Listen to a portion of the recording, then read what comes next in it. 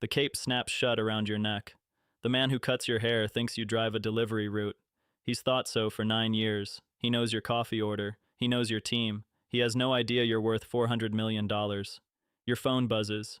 3 words. Parks closed. Funded. 1,100 lots. Yours. You slide the phone back into your pocket. Crazy weather, right? Tony says. Crazy. The scissors keep moving. The richest man Tony has ever met is sitting in his chair, and he doesn't know it. Nobody knew the number. Not Tony, not your family, not the people who loved you. You made sure of that. You are 25. You drive a delivery route for $41,000 a year. You grew up in a mobile home park off Route 9, Lot 23. Your mother still lives there. You know which trailers leak. You know which porch lights never come on. People say trailer park like it's a punchline. You grew up inside the joke. One Saturday, you drive past Cedar Hollow. Half the lots are empty. The sign looks abandoned. You ask around. The owner is 81. He lives 3 states away. He hasn't raised the rent since 2009. Everyone sees a dying trailer park. You see something else. 30 families, 30 rent checks, a place nobody's paying attention to. You call the number, nobody calls. A man named Walter answers. Walter is tired. Walter wants out. You got money, son? Not yet. He carries the paper. You hand over everything you have. $11,000. The pen is plastic. The office smells like old cigarettes. You walk out owning 30 lots. You also walk out owing more money than you've ever seen. That summer you do the work nobody did. You patch the road yourself. You haul away the dead cars. You fix the lights so the porches come on at night. Then you raise the rent $40. Nobody leaves. For the first time in years, the place feels alive. The first check clears. $2,600. You sit in your car and stare at it. Then you count it again. You tell nobody. Not your mother. Not a soul. You don't know it yet. But this is the last time being invisible feels like an accident. 1 park becomes 2. 2 becomes 5. By then, you understand something. The money isn't in the trailers. It's in the dirt underneath them. People can leave. Homes usually don't. The rent comes in every month. When it rains, when the economy slows down, when you're asleep. $40,000 a month, then 90.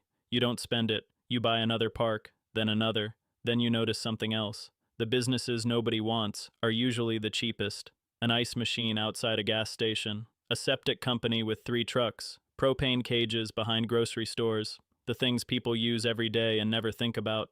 A buddy asks what you do now. You tell him. He laughs. Rather you than me.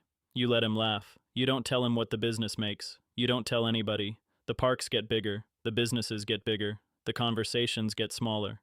You could buy any house in the county. You stay in the same 3-bedroom on Cypress Street. You could drive anything. You drive a 4-year-old pickup with 100,000 miles on it. You wear the same gray jacket every winter. Your boots are worn down at the heel. When someone asks what you do, you keep it short. I've got a few rentals. They picture a duplex, maybe 2. You let them. Most days, nobody looks twice. That's how you like it. Then one morning, a new teller opens your account. Her eyes stop moving. She reads the screen again. She sits up a little straighter. Suddenly you're not Tom, you're Sir. Would you like to use our private office? You say no thanks. You take the receipt. You walk back to the regular line, because you've seen what happens when people know. A man you knew sold his trucking company. He bought the boat. He bought the lake house. He told everybody. Within a year, the calls started.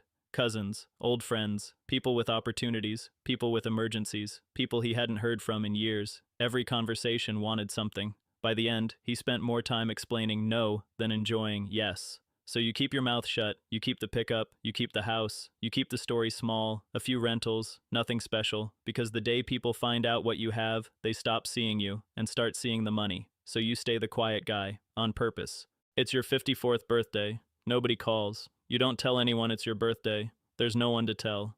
You get in the pickup, you drive across town, a dealership you've never been to. A black Porsche sits under the showroom lights. You go inside. A salesman named Brett walks over. Brett looks at your jacket. Brett looks at your boots. He decides who you are before you say a word. He almost doesn't hand you the keys. You ask to sit in it anyway. He shrugs. He opens the door. You slide into the seat. Your hands rest on the wheel. For a moment, you just sit there. Then something strange happens. You don't want the car. You want Brett to know. You want him to look at you differently. You want one person, just once, to understand what you've built. Brett checks his phone. He's already looking for his next customer. The feeling passes. You think about the boat. the cousins, the old friends, the calls that never stopped. You think about how much it costs once people know. You drive home in the same pickup. You park in the dark. You sit there for a while. 54 years old, $400 million, and for 1 minute, you almost traded your privacy for recognition. Then you chose the silence again. Nobody made you. You did it yourself. The money never stops climbing, but it takes something from you, something you don't get back. Your oldest friend is Eddie. You grew up 2 lots apart. Eddie drives a forklift now. Eddie is 3 months behind on his mortgage.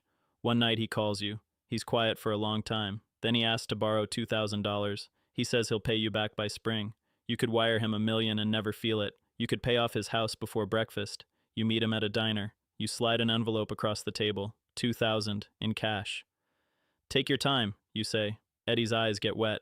He says you saved him. He has no idea what you could have done. You drive home in the 4-year-old pickup. You sit in the driveway in the dark. You could have fixed all of it. You didn't. Because the day you fix it, you stop being his friend. You become the man he owes. 4 months later, Eddie pays you back. He counts the bills out on the same diner table. 20s mostly. He worked Saturdays to do it. He's proud of himself. You could buy the company he works for. You take the money. You say thank you. That's the part that stays with you. Your mother still lives on lot 23. You offered to buy her a house. She said no. It's home. You see her every Sunday. She still slips a 20 into your jacket at the door. In case things are tight, she says. You take it every time. You say thank you. You own thousands of lots now. Your mother thinks you're getting by. You let her think it, because if she knew, she'd never look at you the same way again. Her name was Anna. You were with her 2 years. She asked why you never spent money. She asked why you never talked about work. One night she decided you were hiding another woman. You weren't. You were hiding the money. She gave you every chance to tell her. You couldn't do it. She packed a bag. She stood at the door, one hand on the handle. One last chance. What are you hiding? You said nothing. You let her walk out. It was easier than the truth. Years later, you still think about that night. Not because she left, because she asked, and you couldn't answer. That morning you closed on a park worth $9 million. There is no one to tell. Not Eddie, not your mother, not Anna, not a single person alive. You are worth $400 million. The money never stopped climbing. But somewhere along the way, the list of people you could share it with got shorter. Now it's just you. You eat dinner alone. Every night. You made sure of that. It happens on a Tuesday. You're at the Cedar Hollow Park, the first one you ever bought.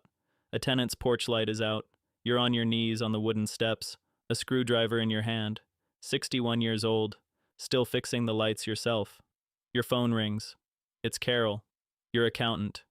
11 years. No small talk. It crossed this morning, she says.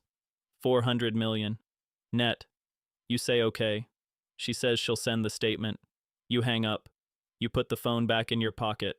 Then you finish the porch light. You twist the bulb into place. The light comes on. The old woman inside waves through the glass.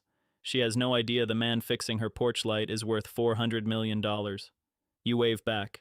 The first check you ever made was $2,600. You counted it twice. This number you don't count at all. You sit on the steps for a minute. The same steps you patched 36 years ago. $400 million. You thought it would feel like arriving somewhere. It feels like a Tuesday. You get back in the pickup. You drive slowly through the park. One porch light after another comes on in the dark. You built every bit of it. And the only person alive who knows what happened today is a woman named Carol, 2 states away. You've never met her. Not once. The people who mattered never knew the number. And Carol never knew you. It's Saturday again. You're back in Tony's chair. Same cut. Tony is talking about the game. He still thinks you drive a delivery route. 9 years of haircuts. He knows your coffee order. He knows your team. He doesn't know you own half the street outside. He finishes the cut. He spins the chair toward the mirror. Good? He asks. You look at yourself. 61 years old. The same gray jacket.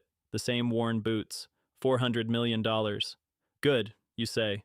You hand him a 20. You tell him to keep the change. He thanks you like he always does. You walk out to the pickup. You sit behind the wheel. You don't start it right away. You think about Eddie, counting out 20s on a diner table. You think about your mother, slipping a bill into your jacket. You think about Anna, one hand on the door. You think about the birthday nobody knew about. You built $400 million, and you told no one. If you could go back to that first trailer park, knowing what it would make you, knowing what it would cost, would you do it again? The answer comes faster than you'd like.